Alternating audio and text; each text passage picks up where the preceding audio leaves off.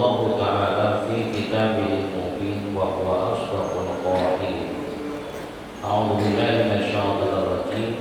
Yarfa'illahu alladziina aamanu minkum walladzina utul 'ilma darajat. Wa qala an-nabiy sallallahu alaihi wasallam talabul ilmi fardhatun 'ala kulli muslim.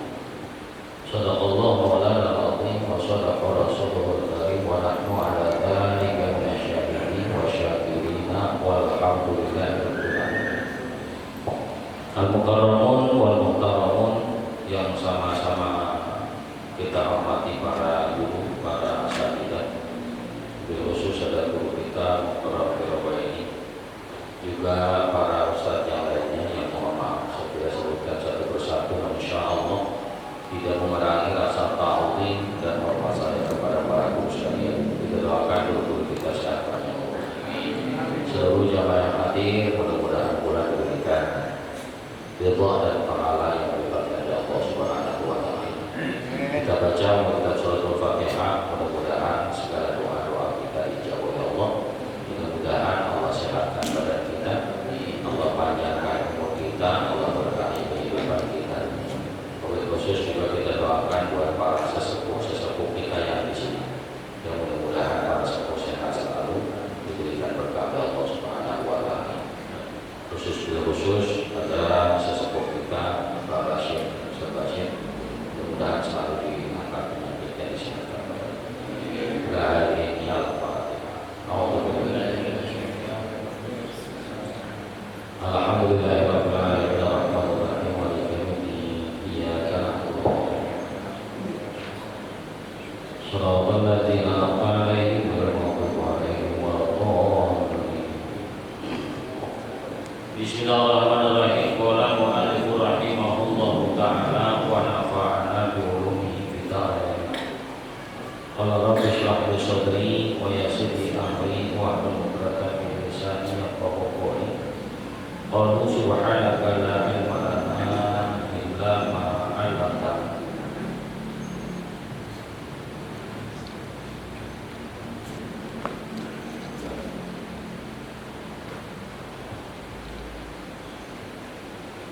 Bismillahirrahmanirrahim. Mari sholat. Ada beberapa hal yang dimakruhkan di dalam sholat.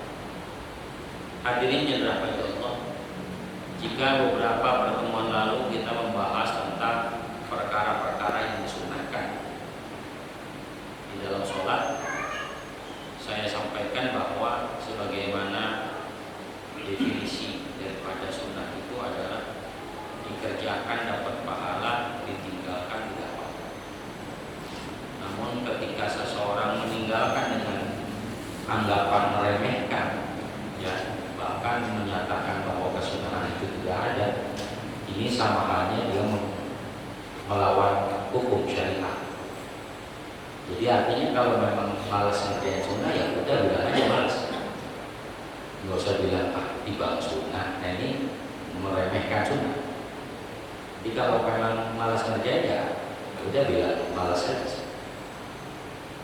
Apalagi kalau ditambahin tiba sunnah, untungnya juga nggak ada. Nah ini kafir nih orang. Nah sementara kemudian ada rahmat Allah Subhanahu wa taala, ada hal yang dimakruhkan. Jika sunnah dianggap sesuatu yang disukai, kemudian makruh adalah perkara yang nggak disukai. Secara bahasa makruh itu berarti perkara yang dibenci. Secara fikih kita paham bahwa yang namanya makruh ditinggalkan dapat pahala, dikerjakan nggak apa-apa. Hadirin yang dirahmati Allah, ada kemudian ulama mengungkapkan bahwa anggap saja yang sunnah itu wajib, anggap saja yang makruh itu haram, sehingga ketika sunnah kita anggap wajib, bawaannya pengen ngerjain. Ketika makruh kita anggap haram, bawaannya pengen ninggalin. Ma'asyiral hadirin yang dirahmati Allah Subhanahu wa taala, beberapa ulama atau dalam beberapa ulama mazhab menyatakan beberapa hal yang dimakruhkan di dalam sholat. Jika menurut Imam Syafi'i membaca surah Al-Fatihah itu merupakan rukun wajib, berarti wajib dikerjakan. Maka ketika meninggalkan bacaan Al-Fatihah itu hukumnya menjadi batal sholat. Tetapi Imam Abu Hanifah menyatakan bahwa kalau membaca surah Al-Fatihah itu dianggap dianggap wajib, karena beliau berdasarkan Quran, baca apa yang menurut kamu mudah. Jadi apa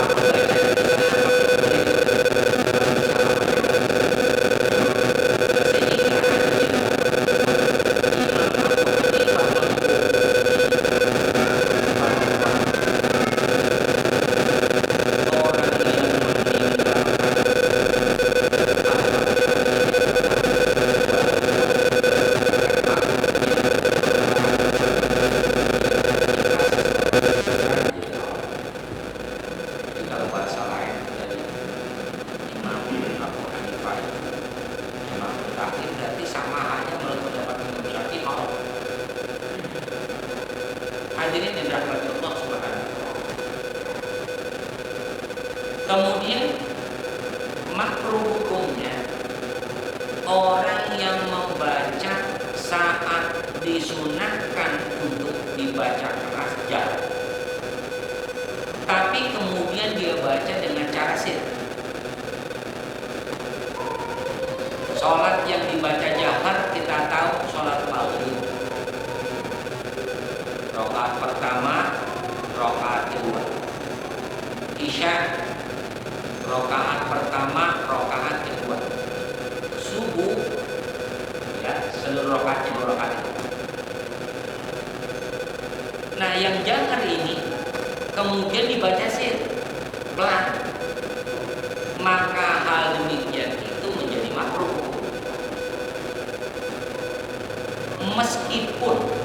Meskipun orang yang melaksanakan sholat itu sholatnya munfarid sendirian.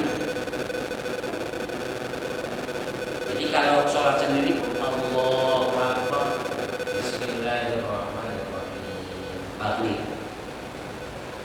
isya, subuh, Alhamdulillahirabbil alamin.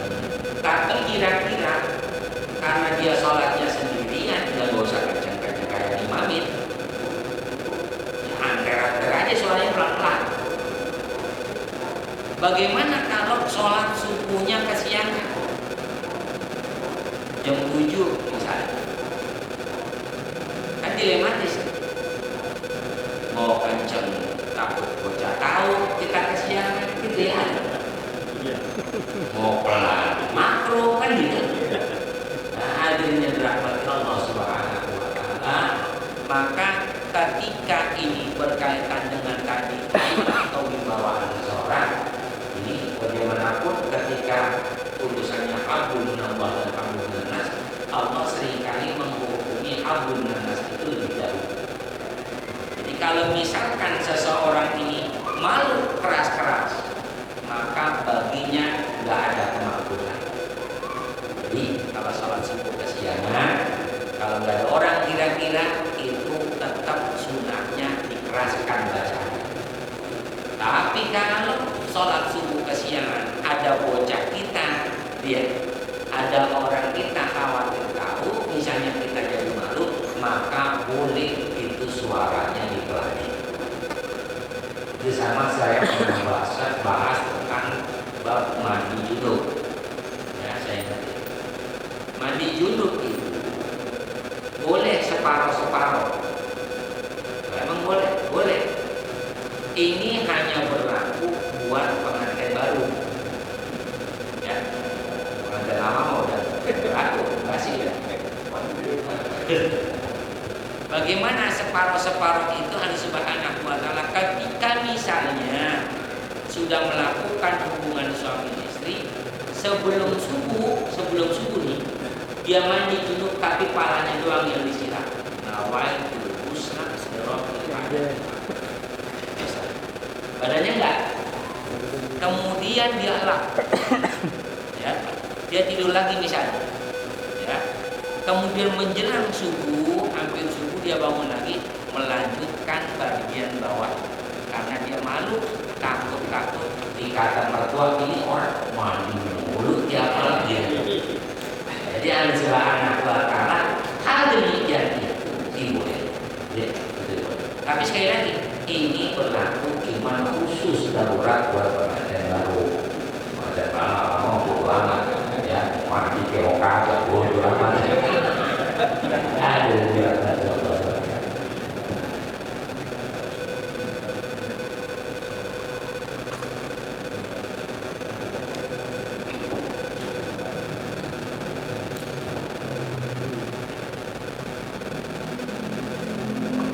Lalu kemudian jika terjadi misalnya, kan suka terjadi misalnya orang yang ketika sholat berjamaah, sholat imam dipimpin imam, kemudian imam ini bacanya jahat, zuhur, Bismillahirrahmanirrahim, Alhamdulillahi Rabbil Alamin, sampai kita simakin jangan amin-amin aja, ya dohor, ya walaupun amin. Kalau si imam keras, makmum juga ikut amin juga, berarti itu semacam dari ngaji. Ya subhanallah. Maka bagaimana? Ketika imam misalnya kencang, ingatin subhanallah, Imam batal. Ya, subhanallah. Ya, subhanallah. Tapi dia misalkan ada juga kan imam yang dikasih tahu nggak ada? Ada ya? Imam Alhamdulillahi Rabbil Alamin, subhanallah, Ar-Rahmanir-Rahim, subhanallah. Memakai saja Maliki Yaumiddin, subhanallah. Nah ketika nanti ingatnya bagaimana? Karena ini saya cerita ada kejadian. Ghairil maghdubi alaihim waladdallin. Nah di sisi ini gak subhanallah, diam aja, nggak usah amin subhanallah. Jadi diam aja, entar imam juga mikir apa udah diam aja ini. Nah, kalau misalnya masih belum ngerti juga, ya, kita udah amin, kita kerja walau amin, dia masih belum ngerti juga. Bismillahirrahmanirrahim, baru boleh kita nyimak bohong. Kata imam sadis, kacau suara ada dengan rahmat Allah Subhanahu wa Ta'ala. Jadi sekali lagi cara mengingatnya kita diam. Subhanallah sudah disampaikan, maka ini pernah kejadian saya alami sendiri, ya bukan saya imamnya. Kadang-kadang kita serba salah. Di pesantren pernah terjadi waktu saya mondok. Dulu kita kan yang namanya pakai itu, ya pas johor kita mau subhanallah kiai gitu kan. Jadi dulu itu kalau anak santri sama kiai itu jangankan orangnya, dia sendalnya takut. Padahal itu sendal bisa jadi dipakai bocah yang lain kan gitu. Jangan ketika bahkan misalnya mobilnya lewat itu kita diri. Padahal kan mobil itu cuma dibawa supirnya doang kayaknya enggak. Itu saking taklimah wa taklimah wa ma'abah, kecintaannya luar biasa. Nah, ketika itu terjadi, sholat begitu pernah terjadi. Yang namanya manusia kan makhluk khotoran itu pernah lupa juga. Itu sholat terjadi, maka bingung mau subhanallah, tidak enaknya lagi. Maka solusinya pada saat itu wasir walaupun ya kita tetap amin dalam hati. Ya kita tetap amin dengan suara walaupun. Baru baru mulai dengan sholat yang biasa. Hadirin yang rahmat Allah Subhanahu wa taala.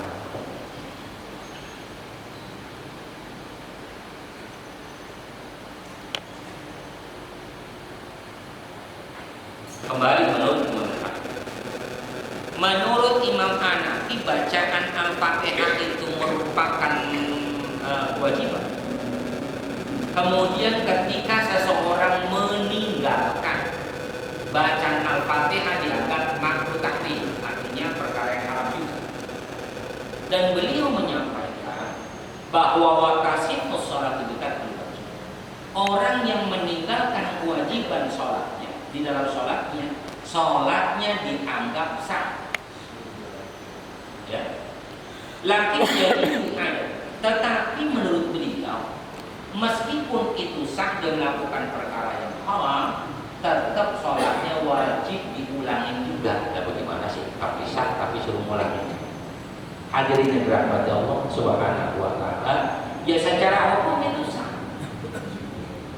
Tetapi ada kewajiban baginya untuk mengulangi. Artinya sholat yang pertama tetap diterima, sholat yang kedua menutupi kekurangan daripada sholat yang pertama. Ma'asyiral hadirin yang dirahmati Allah Subhanahu wa taala.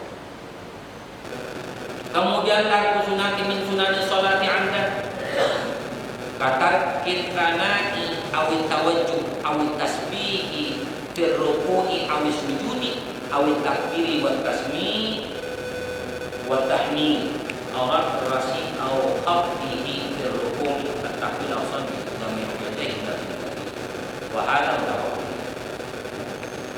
Yang kedua dianggap makruh kapan?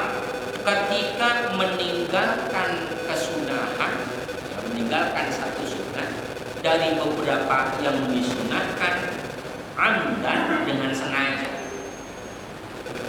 Kita tahu kemarin sudah kita bahas tentang beberapa hal yang disunahkan, tapi kita tinggalkan itu. Tahiyat awal sunnah, sengaja kita tinggalin makruh. Akana kemudian akani wa tawajjuh kita baca inna sholati wa nusuki wa mahyaya itu sunnah, tapi sengaja kita tinggalkan makruh. Kapan biasanya kita ninggalin bacaan ini? Biasanya sholat tarawih. Ya, sholat tarawih. Kadang-kadang yang ngajarin imam juga nggak baca. Allahu akbar bismillahirrahmanirrahim. Kapan bacanya sholat ini? Kan gitu. Cuman itu kita resep dengan itu. Coba ya Allahu akbar, Allahu akbar. Itu pasti kita sebagai makmum lama amat mulainya. Kayak kalau tarawih. Maka afdal tetap dibaca Allahu akbar, Allahu akbar kabira walhamdulillah kabira terusnya sampai inna sholati wa nusuki wa mahyaya itu bacaan akan wa tawajjuh itu tetap disunahkan. Ketika ditinggalkan maka makruh. Ya, ketika ditinggalkan maka makruh. Ya seberapa lama sih baca itu? Nah bacaan Al-Fatihah sih terserah. Dia mau baca cara cepatnya silakan bismillahirrahmanirrahim kalau dia baca dari awal sampai akhir bahkan ya tanpa waktu wasal dulu semuanya disambung silahkan kalau memang satu nafas nggak apa-apa. Yang penting panjang pendeknya jelas kelihatan terdengar. Ini kan ujung-ujung walau boleh amin ya repot. Secara ya bacaannya sulit untuk tahu kita panjang pendeknya, belum makrotnya dan sebagainya. Nah, oleh sebab itu hadirin rahmat Allah Subhanahu wa taala, ketika seseorang sholat maka diusahakan dia baca inna sholati wa nusuki wa mahyaya wa mamati. Muncul pertanyaan, bagaimana kalau saya sholat masbuk? persis masbuknya di akhir. Lam yalid wa lam yulad. Baca usaha Allah. Wa lam yakul lahu kufuwan ahad. Nah, apakah kemudian ini tetap disunahkan baca tawajuh tadi atau bacain Allah Akbar kabirah yang biasa kita baca itu? Tetap kata Imam Syafi'i Tetap disunahkan. Nah, bukankah lebih afdal itu baca Al-Fatihah? Al-Fatihah kan urutannya setelah baca doa yang disunahkan itu. Maka dalam hukum itu sebagaimana kita bicara wudhu, rukun ke-6 dari wudhu itu tertib. Apa yang namanya tertib? Yang awal didahulukan, yang akhir diakhir. Jadi tetap Allahu Akbar, Allahu Akbar, Allahu Akbar. Kata si imam di ruku, maka nggak usah diselesain bacaan kita, langsung kita ikut ruku. Masyaallah hadirin dan rahmat Allah Subhanahu wa taala. Bagaimana kalau kita selesaikan? Makruh lagi. Nanti ada. Jadi hadirin yang Rahmat Allah Subhanahu wa taala. Awil tasbih fil ruku'i awis sujud. awil tasbih fil ruku'i awis sujud. Atau ketika kita bertasbih itu sunnah baca tasbih subhana rabbiyal a'la wa bihamdi, subhana rabbiyal azim wa bihamdi. Sedikit-dikit yang baca tasbih itu kalimatnya Subhanallah, subhanallah, subhanallah. Bisa sedikit pasti. Ada yang lebih pendek lagi? Udah udah sedikit. Enggak su. Itu mah orang biasa pikir habis sholat. Su-nya doang disebut. Su. Ada yang rahmat Allah Subhanahu. Habis sujud atau tasbih ketika sujud fil ruku'i awis sujudi awit takbiri wa tasmi'i wa tahmid, atau ketika dia baca takbir intiqal, kecuali takbir ihram punya wajib ya rukun. Takbir intiqal itu sunnah, hadirin rahmat Allah Subhanahu wa taala. Kemudian tasbih sami Allahu liman hamidah itu sunnah. Maka tetap karena ini kalimatnya sunnah, jadi hukumnya sunnah kalimat yang kita baca itu. Allah kata imam Allahu Akbar, kita disunahkan tetap juga ikut Allahu Akbar. Bukan dalam arti sendiri. Ya. Jadi cukup kedengaran kita sendiri. Kedengaran enggak? Nah, itu kayak gitu. Yang Subhanahu wa ta'ala sami Allahu liman hamidah. Bahkan kata Imam Syafi'i kemarin kita bahas, saat si imam mengatakan sami Allahu liman hamidah, makmum boleh satu mengucapkan Rabbana walakal hamd, boleh. Ketika sami Allah liman hamidah, si makmum boleh Rabbana lakal hamd, boleh Rabbana walakal hamd, boleh Rabbana lakal. Yang ketiga boleh Rabbana lakal hamdu mil'us samawati wa mil'ul ardi wa mil'u ma syi'ta min syai'in ba'd. Tapi kata Imam Syafi'i, afdalnya tetap ketika imam mengatakan sami Allahu liman hamidah, kita yang bangun jadi makmum pun sama. Sami Allahu liman hamidah Rabbana lakal hamdu mil'us samawati wa mil'ul ardi wa ma syi'ta min syai'in ba'd. Pahalanya banyak orang yang kita ikutin dari awal. Ada yang rahmat Allah Subhanahu wa taala. Aura'il ra'si au khafdihi bil ruku' au ta'wil asabi' qudama yadayhi 'anil qiblah. Kemudian menghadap daripada jarinya, ujung jarinya, tangan dan kakinya menghadap ke kiblat itu sunnah. Fawalli wajhaka syatral masjidil haram. Maka ketika kita takbiratul ihram Allahu Akbar, ngadep nih ke sana ujungnya Allahu Akbar, ninggalin itu makruh. Tangannya Ketika ruku begini nih, saya pernah sampaikan. Ketika kita ruku, ini tangan ngadap ke bawah, begitu nih. Karena ngadapnya ke kiblat. Tangan kakinya mencong sedikit tetap dianggap menghadap ke kiblat. Ada juga yang kemudian menjelaskan menghadapnya cara begini. Ya. Kalau gini kan kita begini. Tapi kalau berlebihan kayak begini, ini nggak boleh. Engkau berdiri gue ribet, kayak begini ya. Nah, dengan Subhanahu wa Ta'ala itu orang yang meninggalkan tadi jarinya terlalu begini makruh, takbiratul ihramnya begini, ya boleh nggak? Bukan nggak boleh, makruh. Ya, sah nggak sholatnya? Bukan nggak sah, tetap sah. Cuman kurang afdal. Ya, ini menurut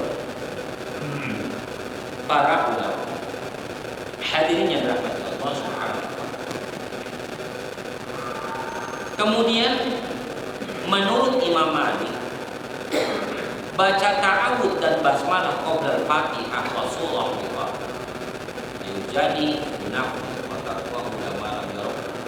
Menurut Imam Malik, membaca ta'awud a'udzu billahi minasyaitonir rajim dan bacaan bismillahirrahmanirrahim, baca bismillah, menurut beliau ketika seseorang melaksanakan sholat sunnah itu dibolehkan, tetapi ketika melaksanakan sholat wajib, ketika dibaca ta'awud dan basmalah, hukumnya makruh, kata Imam Malik. Tapi menurut imam yang lain, ya, Syafi'i dan yang lain, ini disunahkan. Sehingga hadirnya rahmat Allah Subhanahu wa Ta'ala, fal ityanu bil basmalati ula wujud minal. Tetapi sebagian pendapat dari kalangan Maliki mengatakan tetap saja boleh membaca bismillah untuk menghindari perbedaan pendapat dari kalangan para ulama. Jadi baca bismillah nggak apa? Bismillahirrahmanirrahim. Alhamdulillahirabbil alamin. Meski nanti ada yang membedakan apakah dibacanya pelan, apakah dibacanya keras. Ya. Ma'asyiral hadirin ya rahmati Allah Subhanahu wa Ta'ala.